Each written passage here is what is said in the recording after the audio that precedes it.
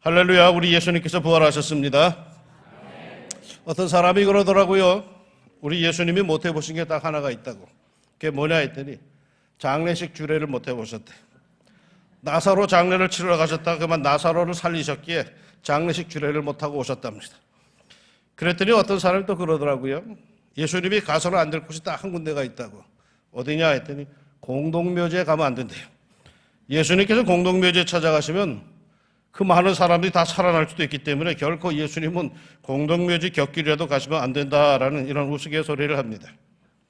그만큼 우리 예수님은 생명의 주님이시여 죽음의 권세를 이기시고 부활하셨음을 표현하는 이야기일 겁니다.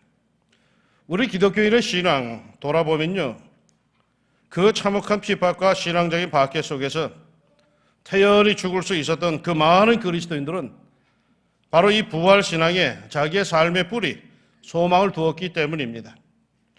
그런데 그들이 바보라서 검증도 안 된 꾸며진 이야기를 듣고 거기에 자기의 생명을 과감히 던졌겠습니까? 천만의 말씀이죠. 그들은 모두가 다 부활하신 예수님을 몸소 만났고 그분의 생기와 그분의 삶을 느끼기에 아마도 그렇게 했을 겁니다. 사랑하는 여러분, 오늘 부활하신 예수님, 살아계신 우리 예수님, 여러분도 믿음의 생활 속에서 꼭 그분을 만나시고 체험할 수 있기를 축원합니다. 대제사장과 바리새인들, 이들이 얼마나 예수님을 미워했는지 모릅니다.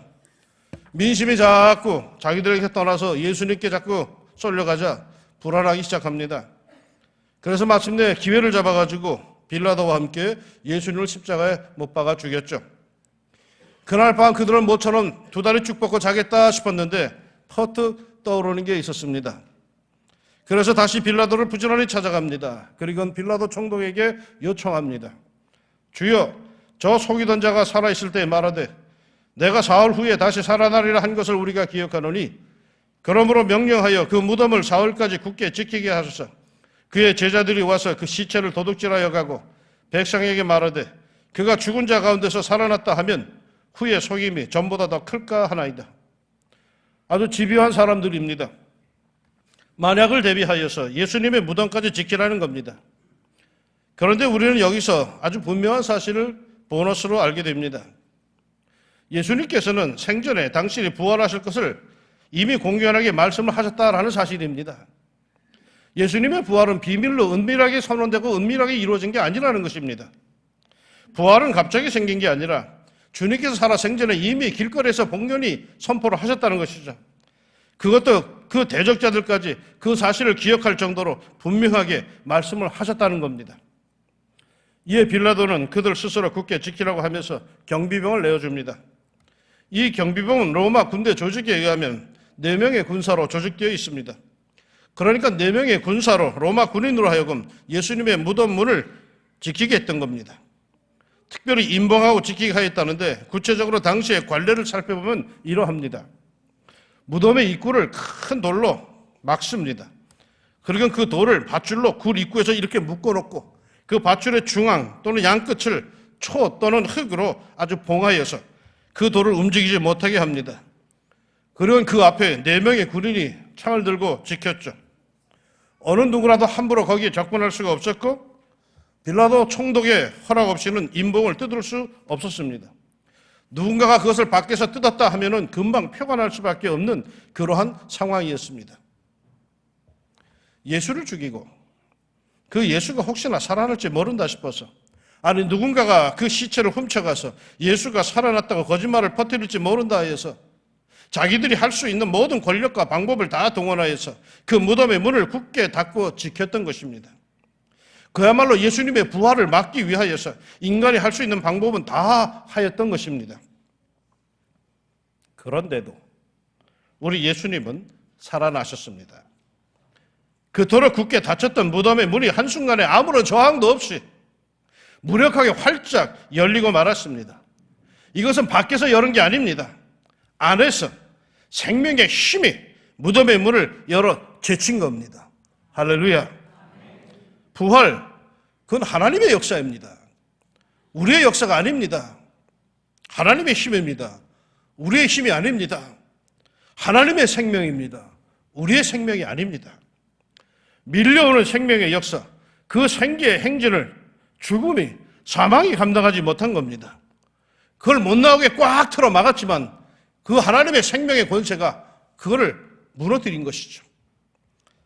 마치 겨울에 죽었다고 여겼던 메마른 가지들의 봄이 되자 생명의 물결이 봄물 터대듯이 쫙 올라와 새파란 생명의 빛을 띠며 살아나듯이 말입니다.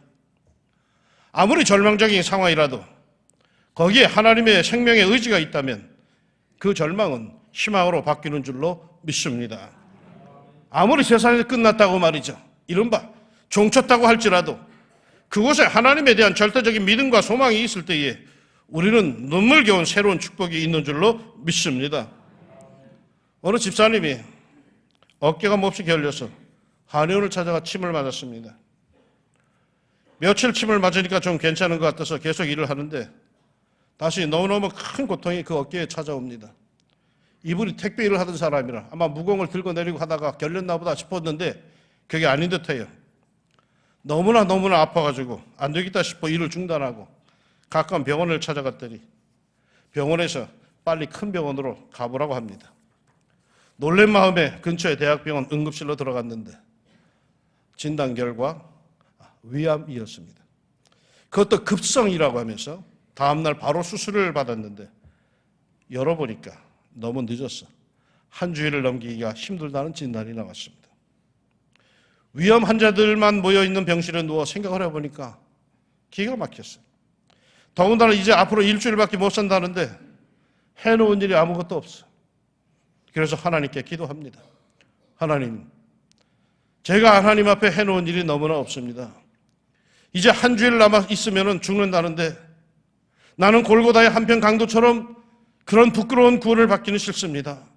제발 조금이라도 제 생명을 연장시켜 주세요. 그러고 나서 무엇을 할까 생각해 보니까 하나님이 살려주실 것을 믿고 운동을 해야겠다는 생각이 들었습니다. 그래서 다음 날부터 링거 주사액을 꽂은 그 스탠드를 밀고 다니면서 운동을 시작합니다. 세상에 어제 수술을 받은 환자가 운동을 하니까 사람들이 깜짝 놀랐습니다. 너무 이르다고 의사가 말리기까지 합니다. 그러나 이 집사님은 이판사판이다라는 심정과 하나님이 회복시켜 주실 줄로 믿고 운동을 합니다. 그러고 나서 열흘 만에 퇴원을 했습니다. 열흘 만에 퇴원을 해서 집으로 가다가 먼저 교회에 들려서 내가 우리 주님께 기도드리고 가야겠다라는 감동이 오더랍니다. 그래서 성전에 갔더니 그날따라 왜 그리 교회 벽이 지저분하게 느껴지는지 모르겠더래. 그래서 다음 날부터 페인트를 자기가 사다가 그 교회당 벽을 페인트 칠을 하기 시작합니다. 그 성전 페인트 구석구석을 다 정성껏 페인트 칠하면서 기도합니다. 하나님, 내가 주의 몸된 교회 성전에 페인트 칠을 합니다. 하나님, 하나님께서 저에게 생명의 페인트를 제 몸에 칠해 주시옵소서. 기도하면서 그렇게 지냈답니다. 그 병에 8명의 암 환자가 있었는데 10여 년이 지난 다음 다 세상을 떠나고 자기만 살아남았다고 합니다. 모든 환자가 자기 신보다 더 경증이었는데 가장 중증이었던 자기만 산 것은 하나님이 살려주신 것이라고 늘 감사하면서 지금도 열심히 봉사하며 택배 일을 하고 계신답니다. 얼마 전에 제가 어느 자료집에서 읽은 어느 교회 집사님의 간증입니다. 절망입니까?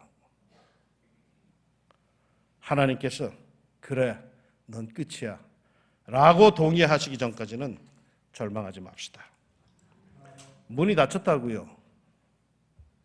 예수님은 문이 닫힌 정도가 아니라 임봉하고 군인들까지 지켰습니다. 그러나 그게 대수입니까? 우리 하나님께서 살아계심을 믿는다면 절망은 언제든지 소망으로, 그것은 곧 희열로 바뀔 줄로 믿습니다. 보세요. 그 절망의 상황, 눈물밖에 내놓을 수 없던 예수님의 제자들과 그 여인들 말이요.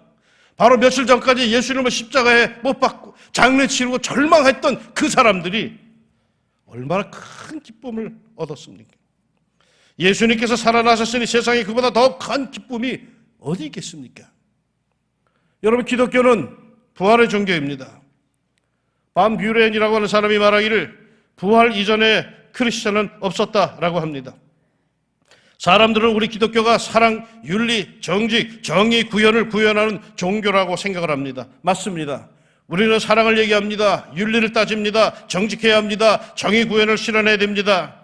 그러나 말이죠, 여러분, 이런 것들은요, 불교에서도 하고요, 유교에서도 말하고요, 이슬람교에도 말하고, 힌두교에서도 말하고, 다른 종교에 다 똑같은 말합니다. 속이지 말아라, 도둑질하지 말아라, 간음하지 말아라, 살인하지 말아라, 사랑해라, 용서해라, 모든 종교가 다 똑같은 말을 합니다. 하지만 그들이 말 못하는 것이 딱 하나 우리들에게는 있습니다. 그리스도께서 부활하셨다는 것, 즉 부활이 있으므로 기독교가 존재하는 것입니다. 예수님의 부활이 있기 전까지는 이 땅에 교회도 사실 없었습니다. 사도도 없었습니다. 교인도 없었습니다. 사명도 없었습니다. 그러나 예수님의 부활로, 그 부활에 대한 믿음과 고백을 하는 제자들로 인하여서 교회는 마침내 탄생할 수 있었고, 이 땅에 세상이 감당 못하는 사역자, 하나님의 일꾼들이 나타나기 시작합니다. 앞에서 예수님이 못해보신 것이 장례식 규례라고 했는데, 미국의 유명한 부흥사 무디 목사가 목회 초기에 교인 장례가 나서 장례 설교를 하기 위해서 예수님께서는 어떤 장례식 설교를 하셨는지 성경을 찾아보았답니다. 그랬더니 아무리 보아도 성경에 장례 설교가 없더랍니다.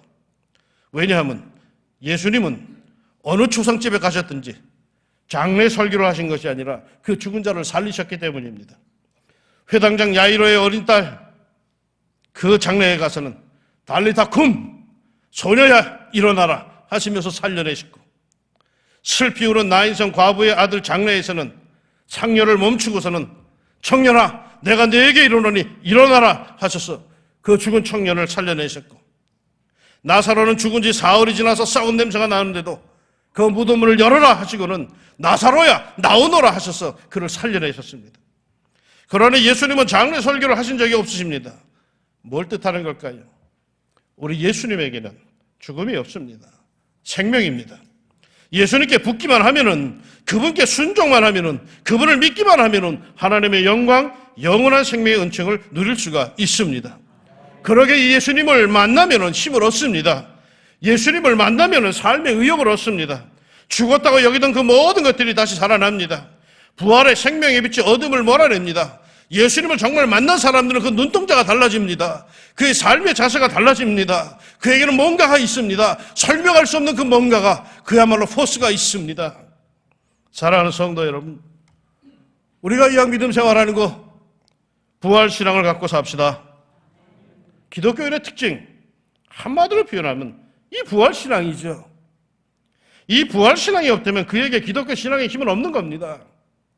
이 세상에서 결코 끝까지 절망하지 않고 소망을 갖는 사람들, 그들이 그리스도인들입니다. 제가 대학 시절에 한 교수님과 대화를 할 기회가 있었습니다. 그분은 저명하신 분이신데 평상시 그분이 교회 다니는 분으로 제가 알기 때문에 한 번은 여쭈었습니다. 교수님, 혹시 부활을 믿으세요? 그러자 그분이 저를 보고 그러더라고요. 야야, 그건 검증할 수 없는 거야. 그때 가봐야지. 그러니까 죽어봐야 한다는 거죠. 그런데 제가 젊은 시절에 어느 목사님께, 어느 할머니께 제가 똑같은 질문을 한 적이 있습니다. 할머니, 부활을 믿으세요? 그러자 그 할머니가 그럽니다. 아니요. 나는 예수님처럼 될 거예요. 난 부활해서 예수님처럼 영원히 살 거예요. 80이 넘은 그 노인네가 얼마나 이 대답에 생기가 넘치는지 모르겠더라고요. 상당한 생의 의욕과 에너지가 그 할머니에게 느껴집니다. 삶의 질, 생기는 말이요, 지식이 있지 않아요. 뭘 믿고 사느냐에 있는 거예요. 믿는 구석이 있어야 큰 소리 치는 거예요. 믿는 구석이 없으면 큰 소리 못 쳐요. 왜? 자기가 갖고 있는 건 뻔하거든요. 그러나 나에게는 없지만 그러나 내 뒤에 뭔가가 있어. 나 이렇게 믿는 구석이 있어. 그래서 큰 소리 치는 거예요. 아무리 많은 것을 알아도, 온갖 지식을 다 갖고 있어도 그 교수님의 생기는 그 무식한 할머니를 따라가지 못하더라고요. 나는 부활이요 생명이니 라고 말씀하신 예수님을 기억하십니까? 그것을 믿는 자는 하나님의 영광을 볼 것이다 라고 말씀하신 것도 기억하십니까? 그러게 부활 신앙을 가진 사람은 마침내 하나님의 영광을 볼 줄로 믿습니다. 할렐루야. 부활 신앙이라는 게 환상의 세계를 보는 게 아니에요. 귀신 보는 게 아니에요. 하나님의 능력을 믿고 그분의 사랑과 선한 뜻을 나타내는 생활을 말하는 거죠. 현실만 중시하고 현재의 상황과 조건에만 모든 것을 걸고 말하고 행하는 이는 부활신앙이 없는 사람이 그건 현실주의자예요. 부활신앙은 앞을 이야기해. 눈에 보이지 않지만 분명히 있다라고 미래를 얘기할 수가 있어요. 그야말로 소망과 믿음을 이야기할 수 있어요. 그래야 부활신앙은 현재의 패배의식에서 벗어나는 거예요. 인도의 힌두교는 말이죠, 찬란한 문명을 가지고도 전 국민의 80%, 즉 전 국민 대다수가 거의 다 못 살아요. 우리말로 말하면 거지예요. 요즘엔 경제가 발전해 잘 살게 된다고 하는데 아마 아닐 거예요. 80%는 여전히 가난할 거예요. 왜? 힌두교의 핵심 교리가 이 세상은 잠깐이니 잘 살아봐야 소용이 없다. 그거예요. 네 팔자는 이미 정해져 있고 네 카스트 안에 거기 제한돼 있어. 네가 아무리 길고 날고 딸고 해도 소용없어. 그거예요. 그들에겐 돌고 도는 윤회만 있지 죽음과 절망에서 일어나는 생명의 역사, 의지의 역사, 부활은 없어요. 그 자기 계급이 신분이 출신이 낮으면은 아무리 무슨 짓을 해도 더 이상 벗어나질 못해요. 그들에겐 카스트 제도가 운명처럼 굴레처럼 씌어져 있어요. 그들은 그저 돌고 돌다가 다음 생에 제일 잘 태어나는 게 소로 태어나는 거예요. 그래서 힌두교도들은 소를 섬깁니다. 제가 한 15년 전에 인도의 IT 사업의 메카라고 하는 벵갈로레에서 한 보름 동안 공부한 적이 있습니다. 한 번은 어딜 가기 위해서 자동차를 타고들 이동하는데 갑자기 차가 서는 거예요. 신호등이 있는 것도 아닌데 정지를 합니다. 무슨 일인가 해서 봤더니 그 차량 앞에 손님들이 길을 지나가고 계시더라고요. 인도에서는 아무도 소들을 건드리지 않습니다. 도시 한복판에 소떼들이 다녀도 건드리지 않습니다. 자동차가 빵빵하지 않습니다. 빵빵했다면 큰일 납니다. 왜? 그 소가 자신들의 할아버지일 수도 있기 때문이랍니다. 그래서 인도의 전 총리 네루라고 하는 사람이 이런 말을 했답니다. 수천 년 동안 인도의 종교들은 사람들로 하여금 땅을 개간하고 늪지를 메우고 댐을 건설하도록 삶의 의욕을 자극하지를 못했다. 그러기에 우리는 기독교의 교회가 칭송을 받아 마땅하다는 것을 인정해야 한다.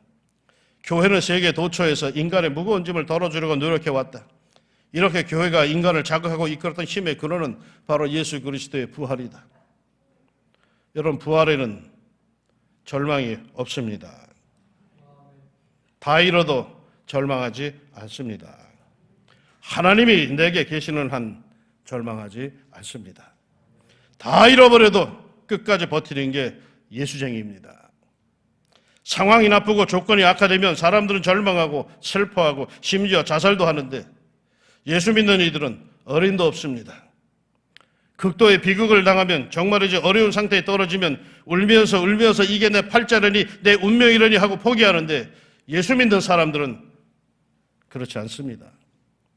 예수의 부활신앙을 가진 성도들은 절망적인 상황에서도 주님 앞에서 나와 희망을 가집니다. 아무것도 없으면서도 배짱좋게 희망을 노래합니다. 세상에 어느 장례집에서 노래하는 사람들이 있습니까? 어느 장례집에 가보나 어느 종교나 다 아이고 울고 하지 그 앞에서 노래하는 사람들은 기독교인들밖에 없습니다. 세상에 어떤 사람들이 죽음 앞에서 노래를 할 수 있단 말입니까? 부활에 대한 영원한 삶에 대한 확신이 없던 한 무슨 노래를 부를 수가 있습니까?